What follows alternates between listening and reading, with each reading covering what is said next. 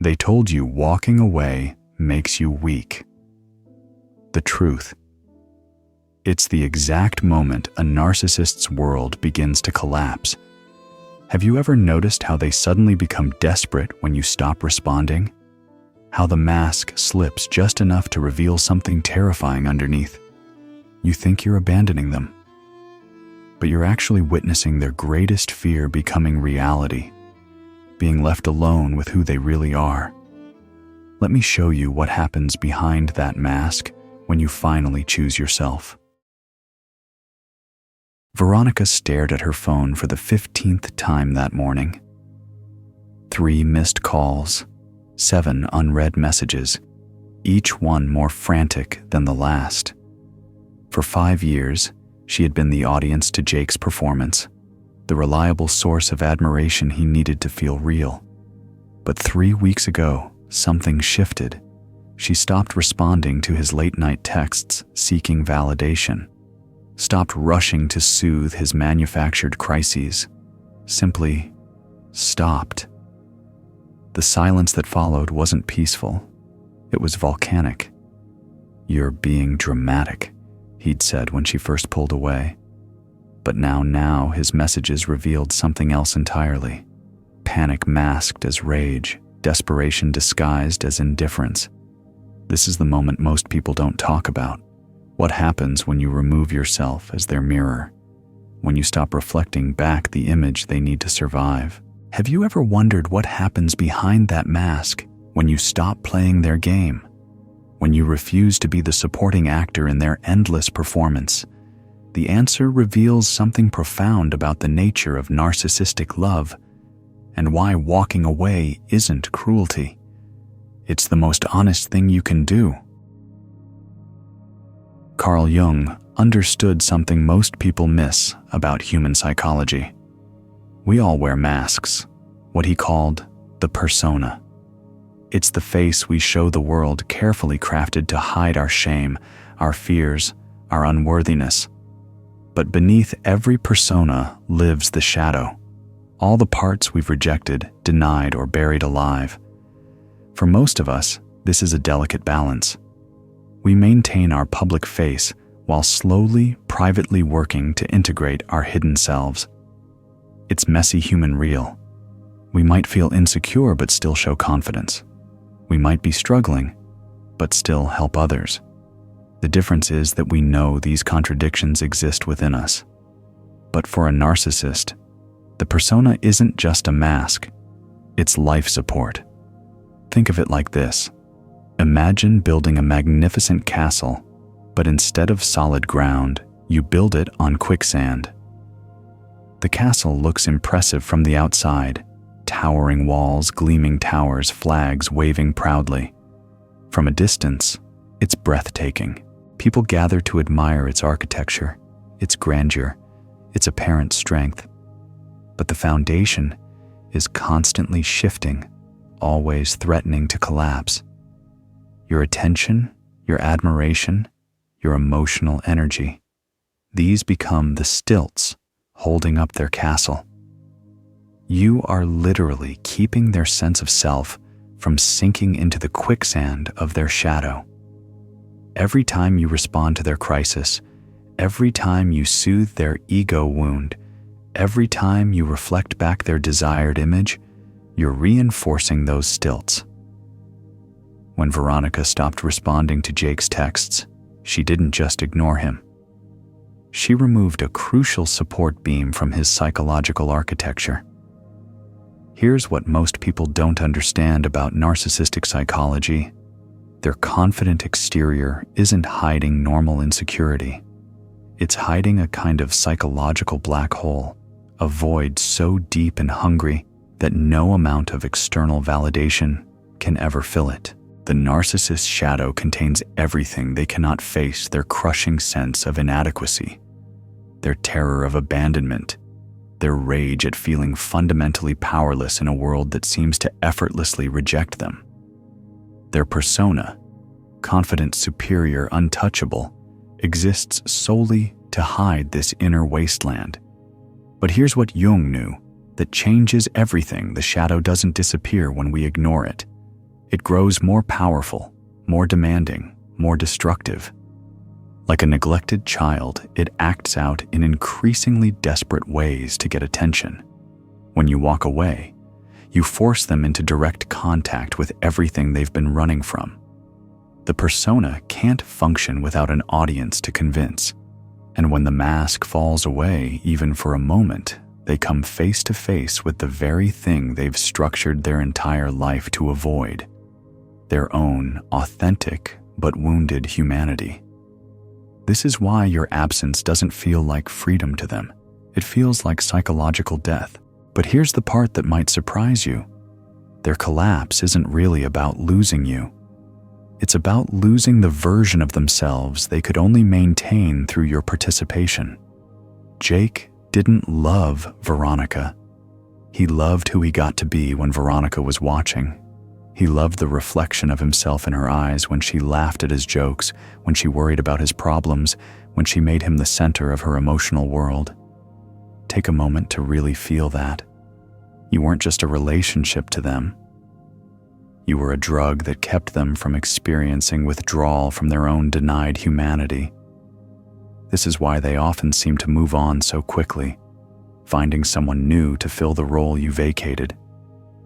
It's not that you meant nothing. It's that what you provided was more important than who you were. The role was always more valuable than the person playing it. And this is why their desperation when you leave is so intense. They're not grieving the loss of connection. They're experiencing the terror of being alone with themselves, something they've spent their entire adult life avoiding. Now we come to the question that changes everything. If their love was real, why does it vanish the moment you reclaim yourself? This is where most people get trapped in confusion. Because we measure love by our own standards. Connection, care, the genuine desire for another person's happiness and growth. We assume that when someone pursues us, fights for us, claims they can't live without us, they must love us. But what if what they called love was actually something else entirely? Jung wrote about projection, the unconscious act of seeing in others what we cannot see in ourselves. For the narcissist, you became the repository for everything they desperately needed, but couldn't generate internally. Your kindness became their proof that they were worthy of kindness. Your attention became evidence of their importance. Your emotional reactions became the mirror that reflected back their desired self-image. Your capacity to forgive became their absolution from guilt. Your willingness to sacrifice became their proof of specialness. This is why their love felt so intense, so overwhelming, so addictive. Because it wasn't love. It was psychological survival. Let me tell you about Nick, a brilliant artist who spent 2 years convinced he was in the most passionate relationship of his life. Alice would text him constantly. Good morning messages, photos of everything she was doing, streams of consciousness about how much he meant to her. She'd show up at his studio unexpectedly with coffee and pastries, sit for hours watching him paint, calling him a genius, her muse, her everything. I've never felt this way about anyone, she'd whisper, tracing the paint stains on his hands. You're different. You see things other people don't see. You're going to be famous. And I'll be able to say, I knew you when. Nick felt seen in a way he never had before. His previous relationships had been warm but ordinary. With Alice, he felt like the protagonist of an epic love story. Her devotion was intoxicating. Her belief in his talent was addictive. When she looked at him, he saw himself as she saw him, extraordinary, gifted, destined for greatness. But slowly, Nick began to notice something strange. Alice never asked about his inner world, his fears about whether he was actually talented, his dreams beyond painting, his relationship with his distant father, his struggles with self-doubt that plagued every creative person. She was fascinated by his talent, but not by him. When he tried to share his doubts about a particularly difficult painting, she'd immediately reassure him he was brilliant and change the subject. When he mentioned feeling blocked creatively, she'd launch into a passionate speech about his genius and how he just needed to trust himself. When he wanted to spend a quiet evening reading or just being still, she'd create elaborate plans to showcase his work to her friends. Nick started to realize that Alice's version of him didn't have room for uncertainty, for ordinariness, for the quiet spaces where real intimacy lives. She loved the idea of loving an artist. She loved how special it made her feel to be chosen by someone she considered extraordinary. But she didn't actually know him, and she didn't seem to want to. The moment Nick started setting boundaries, asking for time alone, refusing to drop everything for her impromptu gallery visits, wanting to keep some aspects of his creative process private, Alice's adoration curdled into contempt. "I gave you everything," she screamed during their final fight. "I believed in you when nobody else did. I supported your dreams. I promoted your work to everyone I know. And you're throwing it away for what, to paint some stupid pictures nobody will ever see. You're not special, Nick. You're just another struggling artist with delusions of grandeur." That's when Nick understood Alice hadn't fallen in love with him. She'd fallen in love with the way she felt about herself when she was with him. He was her proof of her own good taste, her eye for talent, her ability to recognize genius before others did. He was her supply of significance, her escape from her own inner void, her ticket to feeling special by association. When you walk away from a narcissist, you're not just ending a relationship. You're canceling their subscription to a version of themselves they can't maintain alone.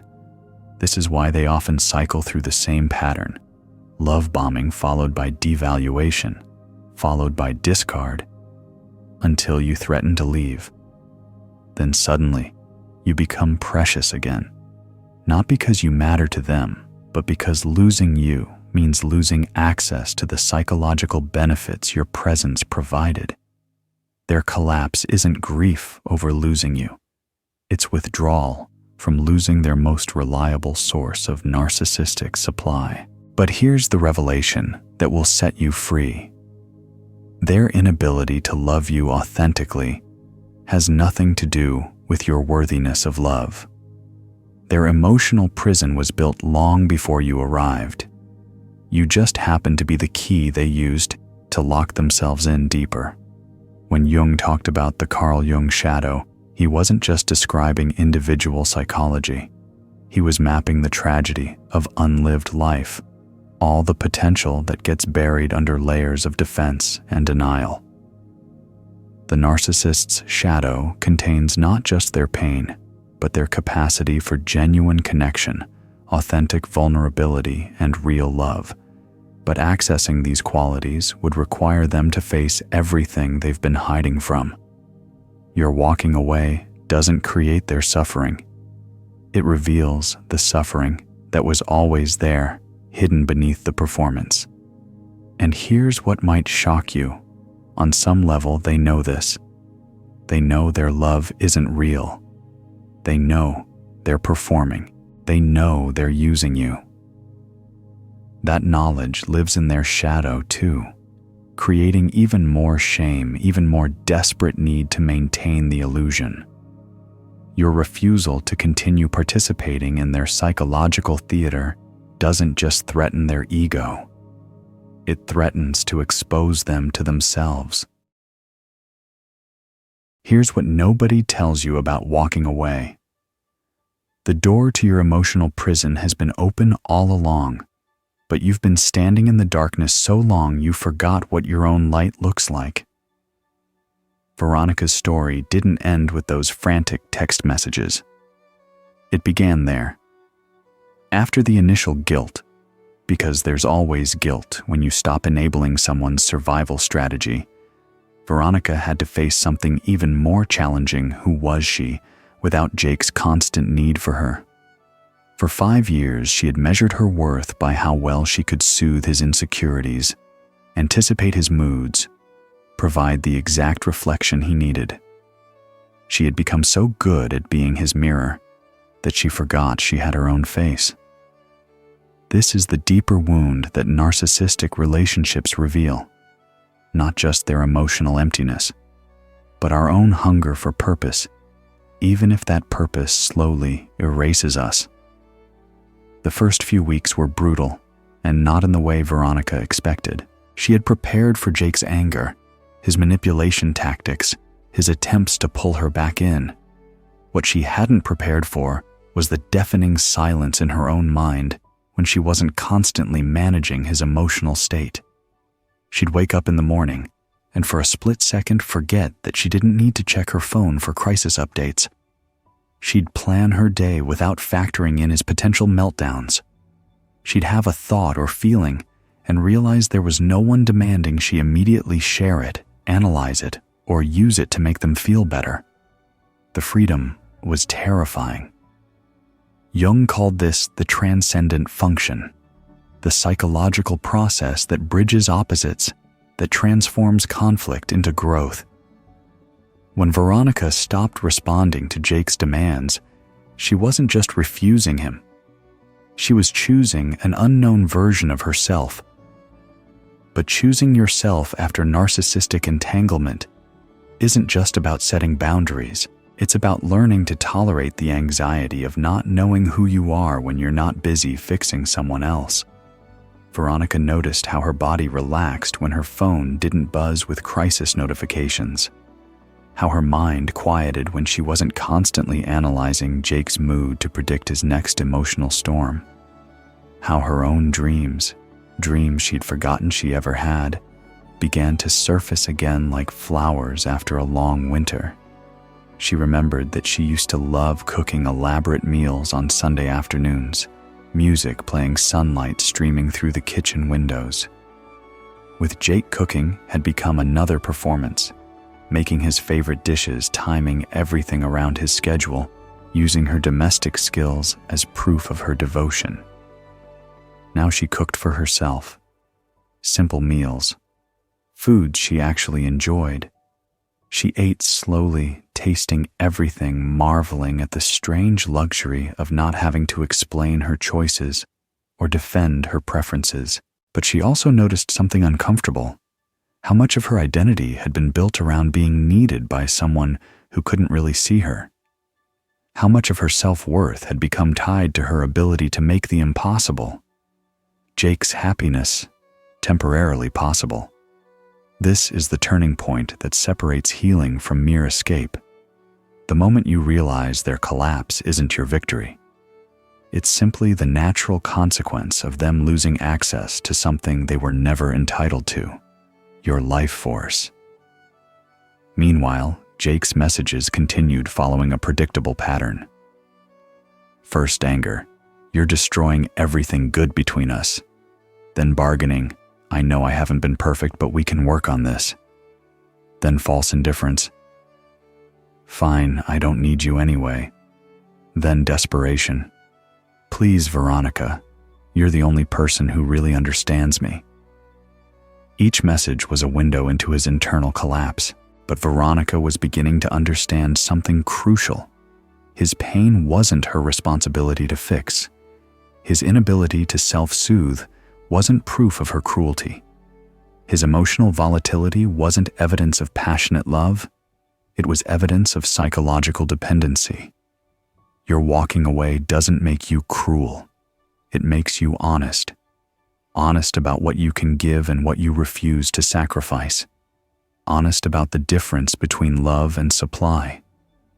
Honest about your right to exist without constantly proving your worthiness.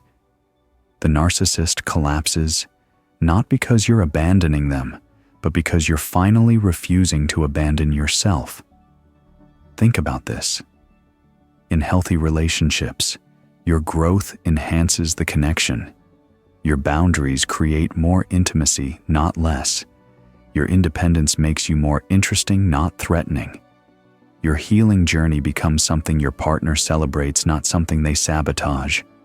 But with a narcissist, your growth threatens their control. Your boundaries expose their entitlement. Your independence reveals their dependence.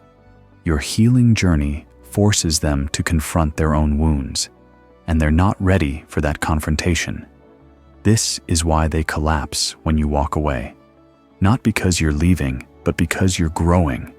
And growth, real growth, is the one thing their psychological system cannot tolerate. Coming home to yourself after narcissistic entanglement isn't a destination.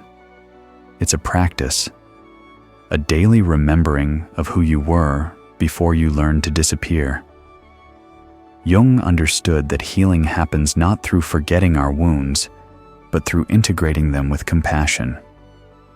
Your experience with narcissistic collapse, theirs and your own, becomes a portal to deeper self-knowledge. Start here. Notice the guilt that rises when you think about their suffering. Don't push it away. Look at it directly. That guilt is not evidence of your cruelty. It's evidence of your humanity. The fact that you can feel guilt about setting boundaries proves you have the capacity for genuine empathy they lack. But empathy without boundaries becomes self-destruction. Your ability to feel their pain doesn't make you responsible for fixing it. Practice being present with your own feelings without immediately trying to solve them. When loneliness arises, sit with it. When anger surfaces, honor it. When sadness comes, let it move through you. These feelings aren't problems to fix. They're messages from the parts of yourself that have been silenced too long. Veronica learned to ask herself a simple question each morning. What do I need today? Not what Jake needed, not what would keep the peace, not what would make her look good to others. What did she, Veronica, actually need? Sometimes the answer was rest. Sometimes it was creativity. Sometimes it was solitude. Sometimes it was connection with people who could see her without needing her to be anything other than herself. This is shadow work, not the dramatic confrontation with our dark sides that popular psychology promises, but the quiet daily practice of reclaiming the parts of ourselves we traded away for love, approval, or safety. Your healing doesn't depend on their recovery. Your peace doesn't require their understanding. Your worth was never contingent on their ability to recognize it. The narcissist's collapse when you walk away is simply the sound of someone losing a drug they never should have had access to in the first place. Your freedom is the sound of someone remembering they were never meant to be consumed by another person's emptiness. Their collapse is not your revenge. It's simply the echo of you choosing yourself. Carl Jung once wrote, "The privilege of a lifetime is being who you are, not who they need you to be, not who you think you should be, who you actually are." If this resonates with your experience, if you've ever had to walk away from someone whose love felt more like consumption than connection, know that your decision to leave wasn't selfish. It was sacred. The courage to disappoint someone who refuses to see you is the same courage that builds authentic relationships, creates meaningful work, and heals generational patterns. Your story matters. Your healing matters. And sometimes the most loving thing you can do is refuse to enable someone else's emotional prison, even if they call that abandonment. Share your story in the comments if you feel called to. Others walking this path need to know they're not alone, and that choosing yourself isn't cruelty. It's the beginning of authentic love.